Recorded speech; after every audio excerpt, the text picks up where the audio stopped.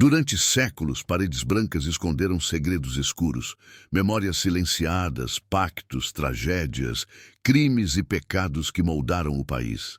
Aqui, cada documento, cada relato e cada voz esquecida finalmente ganha luz. Seja bem-vindo a Relatos da Casa Grande.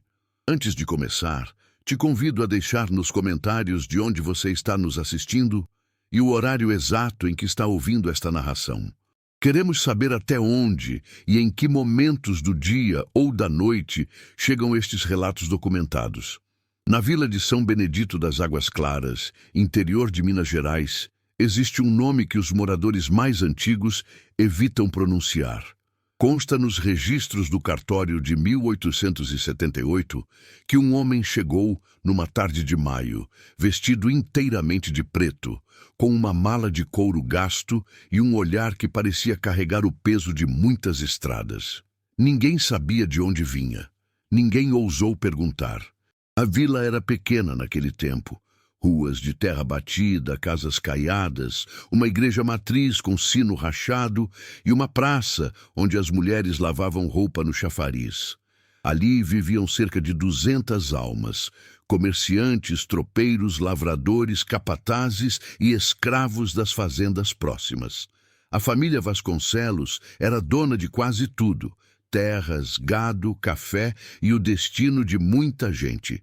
O homem de preto alugou um quarto na única pensão da vila, de propriedade da viúva Marcolina. Era um quarto estreito, com janela para o quintal e cheiro de mofo antigo. Ele pagou 3 meses adiantados, em moedas de prata, e pediu apenas que não o incomodassem. Marcolina, uma mulher de pouca conversa e muita observação, aceitou sem questionar. Mas notou algo. O homem não dormia à noite. Caminhava pelo quarto, acendia velas, escrevia em cadernos que guardava com cuidado dentro da mala. Nos primeiros dias, a vila olhou para ele com desconfiança. Homens de preto eram comuns. Poderiam ser advogados, funcionários do império, comerciantes de escravos ou padres fora de ordem. Mas esse homem não conversava, não frequentava a igreja, não negociava com ninguém. Apenas saía ao entardecer, caminhava até a praça, observava as pessoas e voltava para o quarto. Alguns diziam que ele esperava alguém, outros que fugia de algo. Foi o escrivão do cartório, Joaquim Tibúrcio, quem primeiro notou a verdadeira razão da presença do homem. Numa tarde de junho, o homem de preto entrou no cartório e pediu para consultar registros antigos, inventários, testamentos, atas de nascimento e óbito. Joaquim, curioso por natureza, perguntou que tipo de informação ele procurava. O homem respondeu com uma voz baixa, controlada: "Estou procurando por alguém que deveria ter morrido há 20 anos, mas tenho razões para crer que ainda está vivo." Joaquim sentiu um arrepio. Não insistiu. Mostrou os livros antigos e deixou o homem sozinho na sala de arquivo. Por 3 tardes seguidas, o homem voltou, sempre no mesmo horário, sempre vestido de preto, folheando páginas amareladas com uma atenção quase religiosa. Ele copiava trechos em seu caderno. Anotava nomes, desenhava árvores genealógicas e, segundo o relato do próprio Joaquim, anos depois, o homem chorou uma vez, em silêncio, ao encontrar um registro específico. A vila começou a falar. Quem era esse homem? O que ele procurava? Por que um estranho de fora se interessaria por famílias antigas daquela terra esquecida? As perguntas circulavam nas esquinas, nas vendas, nos terreiros das fazendas. E como sempre acontece em lugares pequenos, os rumores foram chegando aos ouvidos de quem não deveria ouvir. Na fazenda Santa Rita, propriedade do coronel Antônio Vasconcelos, a notícia foi recebida com incômodo. O coronel era um homem de 50 e poucos anos, cabelos brancos, bigode farto e mãos manchadas pelo tempo. Homem respeitado, temido, conhecido por sua firmeza nos negócios e por nunca deixar dívidas, nem de dinheiro, nem de sangue. Quando soube da presença do homem de preto, chamou seu filho mais velho, Rodrigo, e disse apenas: Descubra quem é e o que ele quer. Rodrigo Vasconcelos, então com 28 anos, era diferente do pai. Estudara direito em São Paulo, voltara para administrar a fazenda, mas carregava um olhar distante, como se algo dentro dele nunca tivesse realmente voltado. Ele foi até a vila, conversou com alguns conhecidos e, por fim, entrou na pensão de Marcolina. Pediu para falar com o hóspede. Marcolina, nervosa, subiu as escadas e bateu na porta do quarto. O homem de preto abriu, olhou para Rodrigo e, pela primeira vez desde que chegara à vila, sorriu. Mas não era um sorriso de alegria. Era um sorriso de quem finalmente encontra aquilo que procurava. E sabe que, a partir daquele momento, nada mais seria como antes. Eu sabia que você viria, disse o homem. Sabia que não deixariam um estranho remexer no passado sem tentar saber por quê. Rodrigo ficou em silêncio por alguns segundos. Depois perguntou com voz firme: "Quem é o senhor? O que procura aqui?" O homem deu um passo para trás, convidando-o a entrar. Rodrigo hesitou, mas entrou. A porta se fechou atrás dele. E o que foi dito naquele quarto, naquela tarde de junho de 1878, ninguém jamais soube ao certo.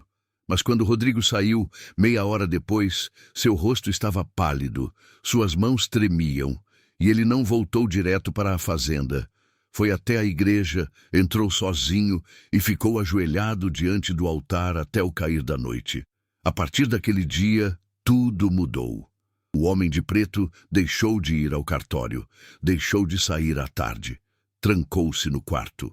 E a vila, que antes falava dele com curiosidade, passou a falar com medo, porque havia algo no ar, uma tensão invisível, um silêncio pesado, como se a verdade estivesse prestes a explodir e todos soubessem que, quando isso acontecesse, muitas vidas seriam destruídas. 20 anos antes, em 1858, a fazenda Santa Rita era ainda maior do que nos anos seguintes. O coronel Antônio Vasconcelos era um homem mais jovem, recém-casado com Dona Amélia, filha de uma família tradicional de Ouro Preto. Amélia era uma mulher delicada, de pele clara, cabelos castanhos presos em coque e olhos que pareciam sempre tristes, mesmo quando sorria. Ela trouxera de dote algumas joias, terras e 3 escravos, entre eles uma jovem chamada Josefa. Josefa tinha então 17 anos. Era filha de africanos trazidos ainda crianças pelo tráfico. Crescera na fazenda de outra família, aprendera a costurar, a cozinhar, a cuidar de crianças. Quando foi levada para a fazenda Santa Rita, como parte do dote de Dona Amélia, trazia nos olhos uma mistura de resignação e revolta silenciosa. Ela sabia que sua vida nunca seria sua, mas ainda assim guardava dentro de si uma esperança pequena, teimosa, de que um dia as coisas poderiam mudar. A vida na fazenda era dura. O dia começava antes do sol nascer e terminava muito depois de escurecer. Josefa trabalhava na casa grande, ajudava a preparar as refeições, lavava as roupas da família, servia à mesa. Dona Amélia gostava dela. Dizia que Josefa tinha mãos delicadas e jeito de gente fina. Mas o coronel Antônio mal reparava nela. Para ele, Josefa era apenas mais uma peça no inventário da fazenda. Naquele mesmo ano, chegou à fazenda um jovem capataz chamado Manuel. Ele vinha do sertão da Bahia, contratado para organizar o trabalho na lavoura de café e manter a ordem entre os escravos. Manuel era um homem de poucas palavras. Forte, de pele morena queimada pelo sol, olhos escuros e uma cicatriz na testa que ele nunca explicava. Diziam que era filho de índios com portugueses. Diziam também que tinha matado um homem em legítima defesa e por isso fugira para o sul. Manuel e Josefa se conheceram numa tarde de agosto. Ela lavava roupa no riacho que cortava a fazenda. Ele passava a cavalo, voltando da roça. Seus olhares se cruzaram. E naquele instante, algo aconteceu. Não foi paixão imediata, não foi desejo arrebatador. Foi reconhecimento. como se duas almas que carregavam o mesmo peso se encontrassem e, finalmente, não estivessem mais sozinhas. Nos meses seguintes, Manuel e Josefa começaram a se encontrar, sempre escondidos, sempre em silêncio. Atrás da casa de farinha, perto da cachoeira, na sombra das árvores antigas. Eles conversavam pouco, as palavras eram perigosas, mas se olhavam. E aquele olhar dizia tudo o que não podiam dizer em voz alta. Dona Amélia foi a primeira a perceber. Numa manhã de novembro, chamou Josefa e perguntou com voz suave, mas firme: "Você está se encontrando com o capataz Manuel, não está?" Josefa baixou a cabeça. Não negou. Amélia suspirou. "Tome cuidado, menina. Essas coisas nunca acabam bem. E você sabe disso." Mas o aviso chegou tarde. Josefa já estava grávida. Ela tentou esconder por algum tempo, mas numa fazenda nada fica escondido por muito tempo. Quando o coronel Antônio descobriu, sua reação foi imediata e violenta. Chamou Manuel, acusou-o de desonra e desobediência e o expulsou da fazenda na mesma hora. Manuel tentou resistir, tentou pedir perdão, tentou dizer que amava Josefa e que queria assumir a criança. Mas o coronel não quis ouvir. Mandou que 2 capatazes o levassem embora à força. E antes de partir, Manuel olhou para Josefa uma última vez, do outro lado do terreiro, e ela viu nos olhos dele uma promessa: "Eu volto." Mas ele nunca voltou. Nos meses seguintes, a vida de Josefa tornou-se um inferno silencioso. Dona Amélia, apesar de tudo, teve pena dela e permitiu que continuasse na casa grande. Mas o coronel Antônio a humilhava sempre que podia. Chamava-a de desgraçada, perdida, mulher sem vergonha. E quando a criança nasceu, em junho de 1859, um menino de pele clara, olhos escuros e choro forte, o coronel tomou uma decisão. "Essa criança não vai crescer aqui", disse ele a Dona Amélia. "Não quero filho de capataz vagabundo na minha fazenda." Amélia implorou. Disse que a criança era inocente, que Josefa precisava de amparo, que era desumano separar mãe e filho. Mas o coronel foi inflexível.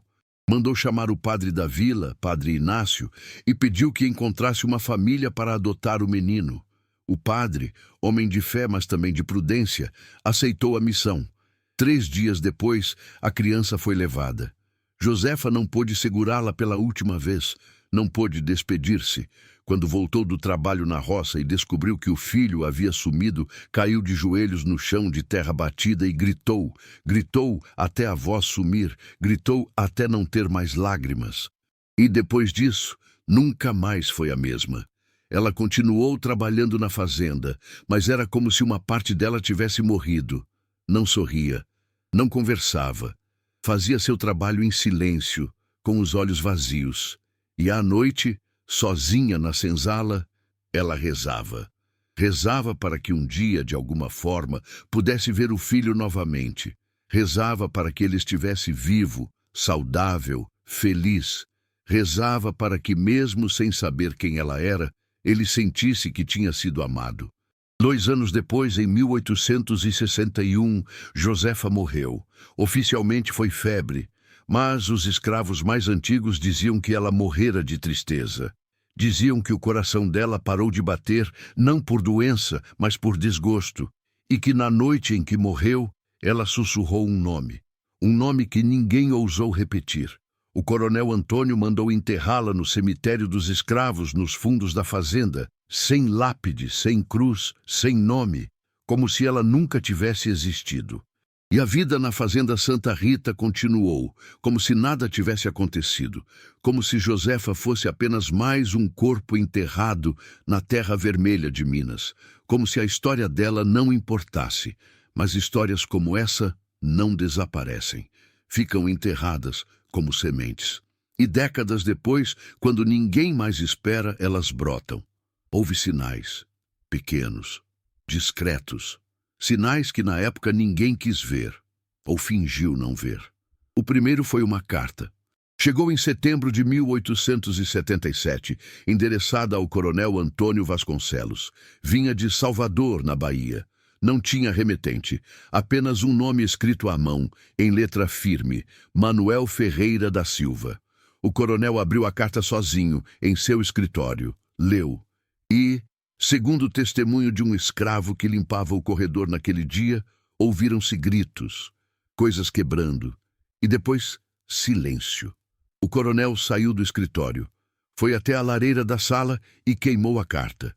Não disse nada a ninguém, nem mesmo a dona Amélia, mas a carta dizia algo importante. Dizia que Manuel nunca esquecera Josefa.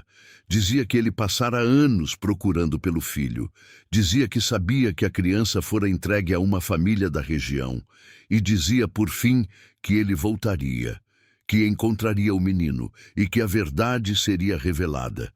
Poucos meses depois, em janeiro de 1878, Padre Inácio, o mesmo que intermediara a adoção do filho de Josefa, adoeceu gravemente. Ele tinha então mais de 70 anos, o corpo fraco, a memória confusa. Mas antes de morrer, chamou o novo pároco da vila, Padre Joaquim, e fez uma confissão. Disse que carregava um peso na consciência. Disse que, anos atrás, ajudara a separar uma mãe de seu filho, e que, mesmo sendo ordem do coronel, sabia que aquilo era pecado. "Onde está a criança?" perguntou o padre Joaquim. Padre Inácio tentou responder, mas a voz falhou. Escreveu algo num papel, com a mão trêmula. Depois, entregou o papel ao padre Joaquim e morreu naquela mesma noite. O padre Joaquim leu o papel e ficou em silêncio por muito tempo. Ele sabia que aquela informação era perigosa. Sabia que revelar a verdade poderia destruir vidas, reputações, famílias inteiras. E como homem de Deus, mas também homem de prudência, decidiu guardar o papel, não mostrar a ninguém, deixar o passado onde estava, enterrado. Mas o passado não fica enterrado para sempre. Em março de 1878, um jovem advogado passou pela vila. Vinha de São Paulo, em viagem para Ouro Preto, e parou para descansar alguns dias. Seu nome era Sebastião Almeida. Ele hospedou-se na mesma pensão de Dona Marcolina e, nas horas vagas, gostava de conversar com os moradores, ouvir histórias antigas, conhecer a vida daquela gente. Foi assim que ouviu, pela primeira vez, o nome de Josefa. Quem lhe contou foi uma velha lavadeira chamada Benedita, que trabalhara na fazenda Santa Rita décadas atrás. Benedita estava velha, quase cega, mas a memória era clara. Ela contou sobre a moça bonita que amara o capataz Manuel. Contou sobre a criança que fora levada. Contou sobre a morte silenciosa de Josefa e disse com voz trêmula: "Aquela moça morreu sem saber que o filho dela cresceu aqui perto, sem saber que ele está vivo até hoje." Sebastião ficou intrigado. Perguntou mais detalhes. Benedita hesitou, mas por fim disse: "O menino foi criado por uma família da vila. Cresceu sem saber de onde veio. E hoje é um homem respeitado. Mas ninguém fala nisso, porque o coronel não quer que ninguém fale." O advogado anotou tudo. Agradeceu e, antes de partir para Ouro Preto, passou no cartório e copiou alguns registros antigos.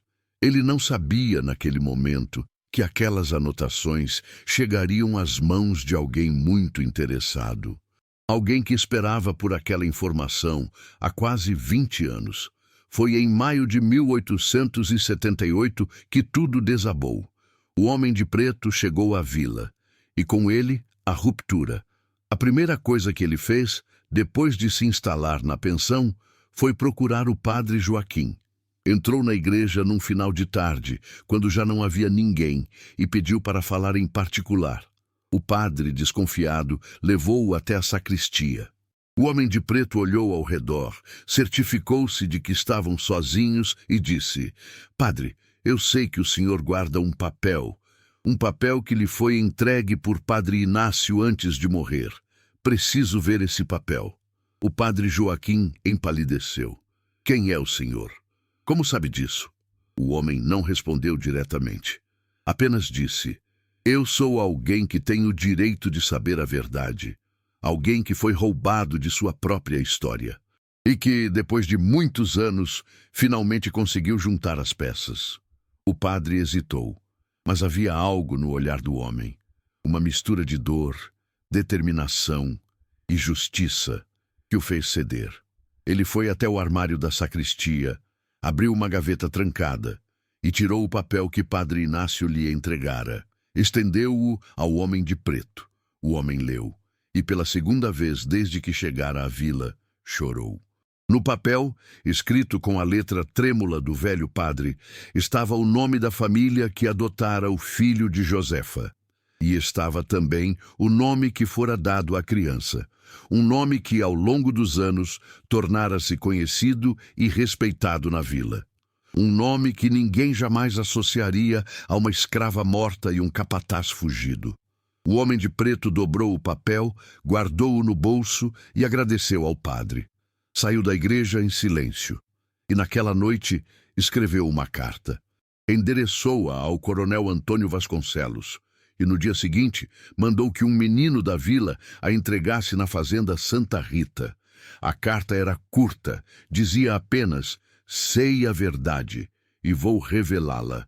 O passado não pode ser enterrado para sempre. A justiça, mesmo tardia, precisa ser feita. Quando o coronel leu a carta, sua reação foi imediata. Chamou o filho Rodrigo, mostrou-lhe o papel e disse: esse homem quer nos destruir, quer manchar nosso nome. Precisa ser calado.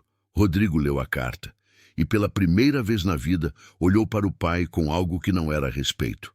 Era horror. O senhor sabia? Perguntou com voz baixa.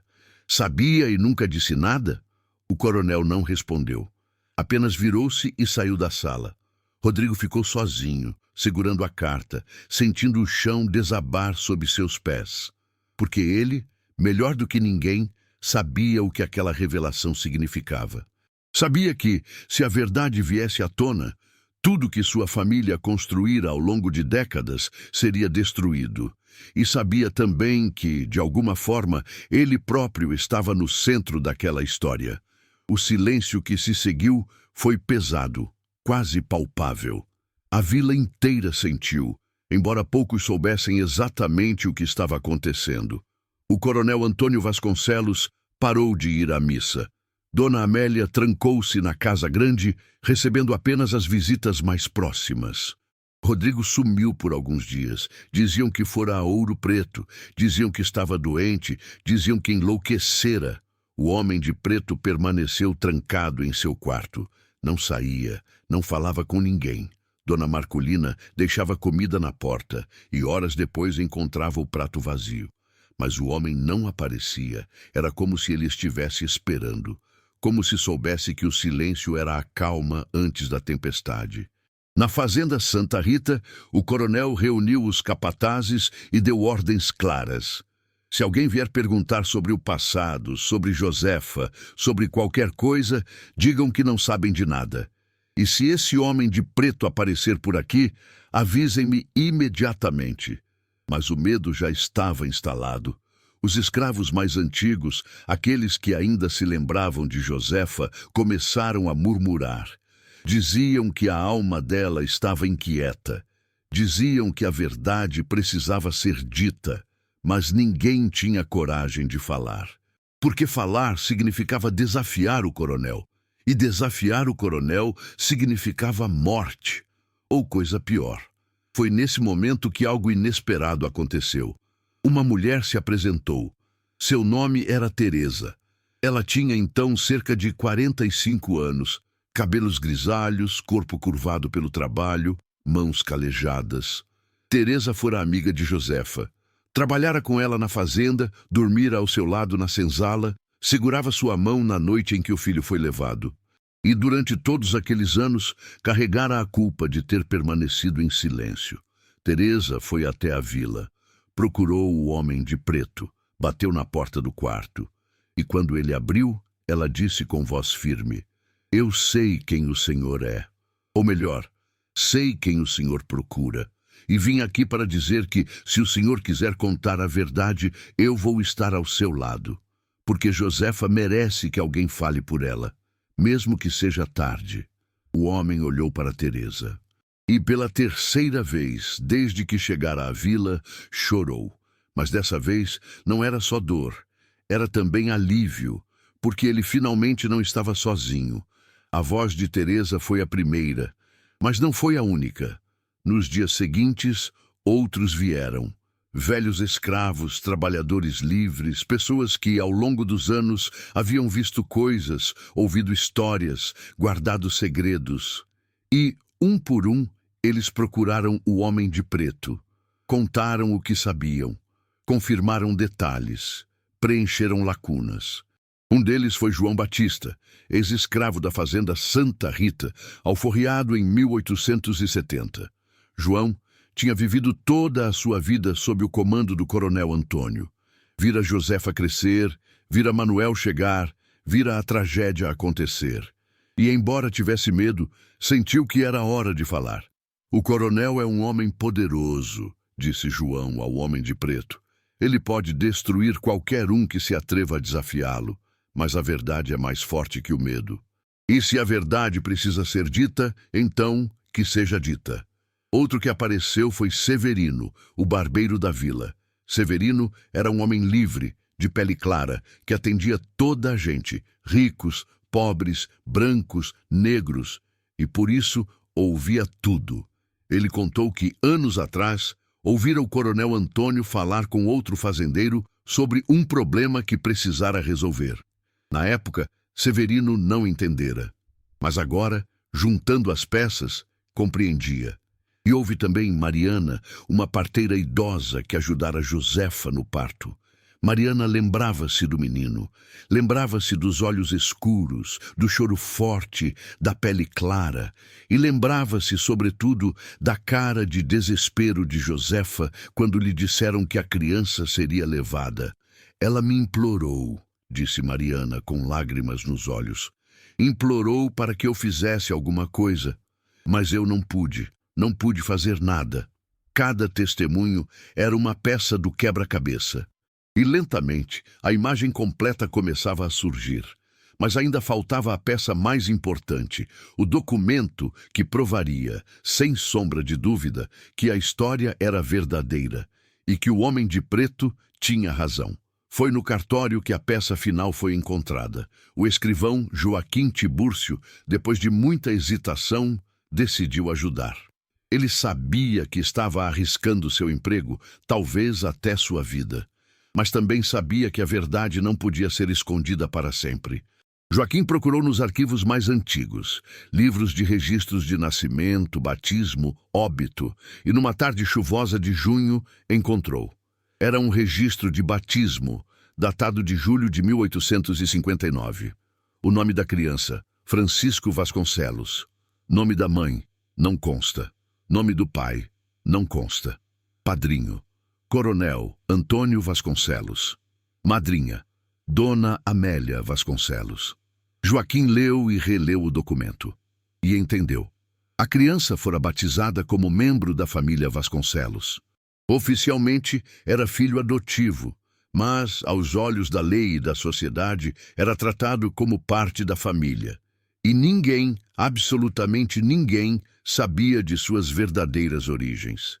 Joaquim fez uma cópia do registro e levou ao homem de preto. Quando este viu o documento, ficou imóvel por longos minutos. Depois, disse apenas: ele me roubou. Roubou minha história, minha identidade, minha mãe. Porque o homem de preto não era um estranho qualquer. Era Manuel Ferreira da Silva, o capataz expulso 20 anos antes.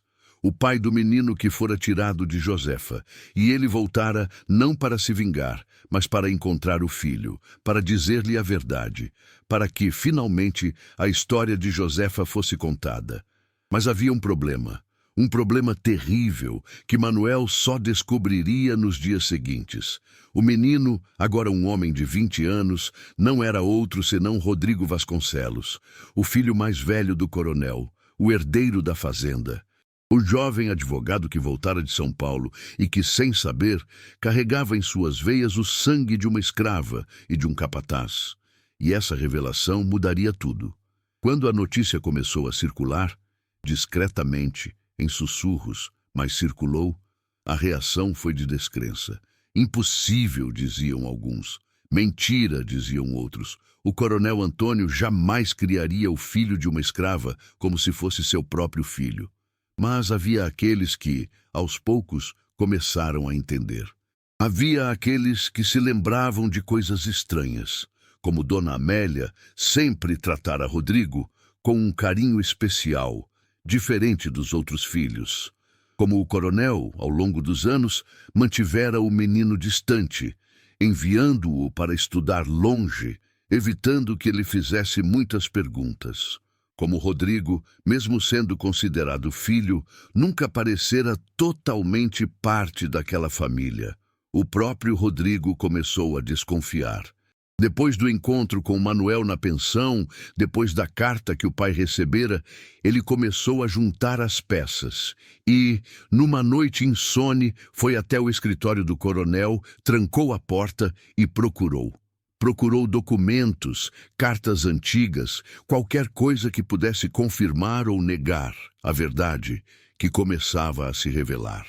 E encontrou, escondida no fundo de uma gaveta, uma carta de Dona Amélia, escrita anos antes, nunca enviada. Na carta ela dizia: Antônio, eu concordei em criar o menino como nosso filho porque você me implorou. Disse que era a única forma de apagar o escândalo, de proteger nosso nome. Mas eu nunca esqueci que aquele menino não é nosso, que ele tem uma mãe que morreu sem saber que ele estava perto, e que um dia essa verdade virá à tona. E quando vier, Antônio, será você quem terá que responder por isso. Rodrigo leu a carta e sentiu o mundo desabar. Tudo em que acreditara, tudo em que se baseara, tudo o que pensava ser, tudo era mentira. Ele não era Rodrigo Vasconcelos, era o filho de Josefa, o filho de Manuel, o fruto de um amor proibido, destruído pelo poder e pela crueldade de um homem que ele chamara de pai. Naquela noite, Rodrigo saiu da fazenda, caminhou pela estrada escura até a vila e foi até a pensão. Bateu na porta do quarto do homem de preto. Manuel abriu. E pela primeira vez, pai e filho se olharam, sabendo quem eram. A verdade, no entanto, não trouxe alívio. Trouxe dor, trouxe raiva, trouxe um vazio imenso, impossível de preencher. Rodrigo queria saber tudo. Quem era Josefa? Como ela era? Ela sofreu? Ela o amou? Manuel contou. Contou sobre a moça de olhos tristes que trabalhava na fazenda. Contou sobre o amor que nascera entre eles, escondido, impossível, mas real. Contou sobre a gravidez, sobre a expulsão, sobre a promessa que fizera de voltar. E contou sobre os 20 anos que passou procurando, juntando informações, tentando entender o que acontecera com o filho. Sua mãe morreu sem saber que você estava vivo, disse Manuel com voz embargada. Morreu achando que você fora levado para longe, para uma cidade grande, para uma família que ela nunca conheceria. Nunca soube que você cresceu aqui perto, que estava a poucos quilômetros dela. Que se ela tivesse vivido mais alguns anos, talvez pudesse tê-lo visto de longe, mesmo sem poder se aproximar. Rodrigo chorou. Chorou como não chorava desde criança. E pela primeira vez na vida, sentiu o peso de uma ausência. A ausência de uma mãe que nunca conhecera. A ausência de uma história que lhe fora roubada. A ausência de uma identidade que nunca soubera que tinha. O que eu faço agora? Perguntou Rodrigo. Como eu vivo sabendo disso? Manuel segurou a mão do filho. Você vive honrando a memória dela. Você vive dizendo a verdade. Você vive fazendo com que o nome de Josefa não seja esquecido, porque essa é a única justiça possível agora. Mas a justiça teria um preço alto, e ambos sabiam disso.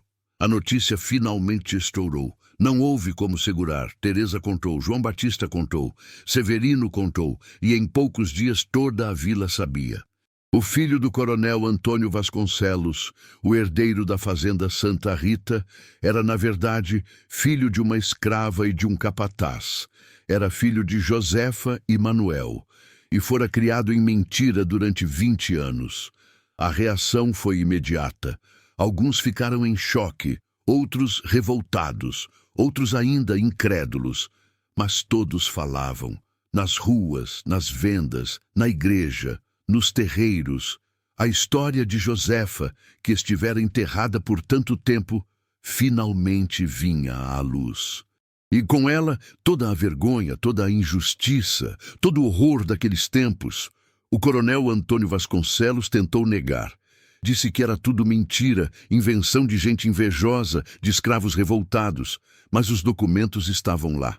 O registro de batismo, a carta de Dona Amélia, os testemunhos de quem vivera na fazenda e, acima de tudo, estava Rodrigo, que publicamente confirmou a verdade. Rodrigo foi até a Praça da Vila, num domingo após a missa, e falou diante de todos. Disse que descobrira sua verdadeira origem.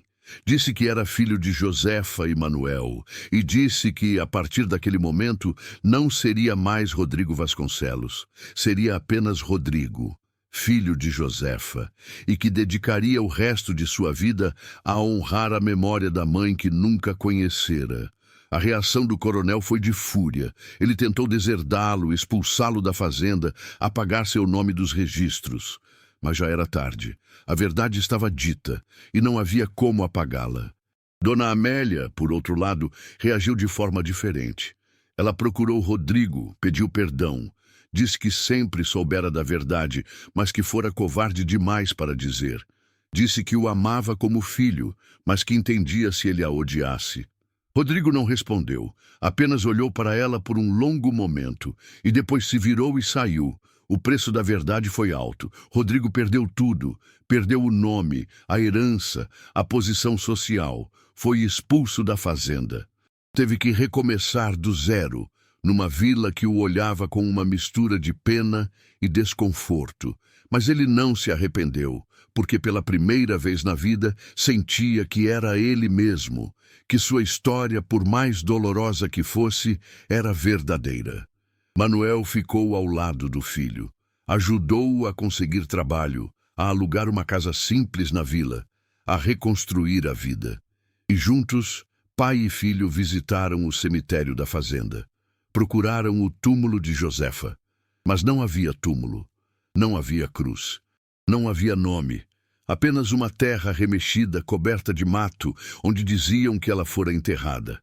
Rodrigo e Manuel limparam o lugar. Colocaram uma cruz de madeira, e Rodrigo, com suas próprias mãos, escreveu: Josefa, mãe amada, nunca esquecida. Naquele momento, algo dentro dele se curou.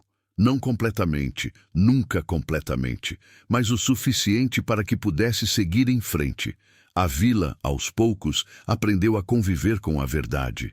Alguns continuaram a evitar falar sobre o assunto. Outros, especialmente os mais jovens, viam Rodrigo com admiração. Viam nele alguém que ousara desafiar o poder, que escolhera a verdade em vez da mentira confortável. E o coronel Antônio Vasconcelos, ele nunca mais foi o mesmo. Envelheceu rapidamente, fechou-se em si mesmo e, segundo relatos de quem o visitava, passou os últimos anos de sua vida em silêncio, olhando pela janela como se esperasse algo ou alguém que nunca chegaria. Mas a história não termina aí, porque histórias como essa nunca terminam de verdade. Elas ecoam, elas se transformam, elas são contadas e recontadas de geração em geração. Anos depois, em 1895, um jovem jornalista de Ouro Preto ouviu falar do caso. Interessou-se. Foi até São Benedito das Águas Claras, entrevistou pessoas, coletou documentos e escreveu um artigo. O artigo foi publicado num jornal da capital e teve repercussão. Pela primeira vez, a história de Josefa saiu dos limites da vila e alcançou um público maior. O artigo causou debates. Alguns diziam que era um exagero, que estava sendo usado para atacar as elites rurais. Outros diziam que era necessário, que histórias como essas precisavam ser contadas. E outros ainda diziam que, embora a história fosse verdadeira, era tarde demais para mudar qualquer coisa. Mas Rodrigo não pensava assim. Ele continuou vivendo na vila, trabalhando como advogado, defendendo escravos alforriados, trabalhadores livres, gente pobre que nunca tivera voz. E sempre que podia, contava a história de sua mãe, não para se vangloriar, não para buscar pena, mas para que ninguém esquecesse. Manuel viveu até 1902. Morreu em paz ao lado do filho. E foi enterrado no mesmo cemitério onde Josefa fora enterrada, a poucos metros da cruz que Rodrigo colocara. No dia do enterro, a vila inteira compareceu. E pela primeira vez, as pessoas não falaram em sussurros. Falaram em voz alta, falaram sobre Josefa, sobre Manuel, sobre Rodrigo, falaram sobre injustiça, sobre amor, sobre verdade, e de alguma forma aquilo foi libertador. Hoje, mais de um século depois, a vila de São Benedito das Águas Claras ainda existe. Cresceu, mudou, modernizou-se. A fazenda Santa Rita foi dividida, vendida, transformada. A casa grande foi demolida, mas o cemitério ainda está lá. E a cruz de madeira que Rodrigo colocara, embora tenha apodrecido com o tempo, foi substituída por outra. E depois, por outra. E assim sucessivamente. Porque há pessoas que não deixam a memória morrer. Pessoas que, mesmo sem ter conhecido Josefa, sentem que sua história importa, que sua vida importa, que seu sofrimento não pode ser esquecido. No arquivo do cartório de São Benedito das Águas Claras, ainda é possível encontrar o registro de batismo de Francisco Vasconcelos, depois Rodrigo. Ainda é possível ver a caligrafia antiga, as manchas de tinta, as marcas do tempo. E, para quem souber procurar, também é possível encontrar outros documentos. Cartas, inventários, testamentos, fragmentos de vidas que se cruzaram, se amaram, sofreram e foram por fim esquecidas, até que alguém decidisse lembrá-las. Existe também um pequeno museu na vila. Foi criado nos anos 1970 por iniciativa de um professor local, interessado em preservar a história da região. No museu, há fotografias antigas, objetos do século XIX, documentos, e há, numa pequena sala, uma exposição dedicada a Josefa e Manuel. Há a cópia do registro de batismo de Rodrigo. Há a foto de um homem de meia idade, sério, olhar firme, Rodrigo, já velho, e há um texto explicando a história. O texto termina assim: esta é uma história sobre injustiça, mas também sobre coragem, sobre silêncio, mas também sobre verdade, sobre perda, mas também sobre amor. E, acima de tudo, é uma história sobre memória, porque enquanto houver quem se lembre, Josefa não terá morrido em vão.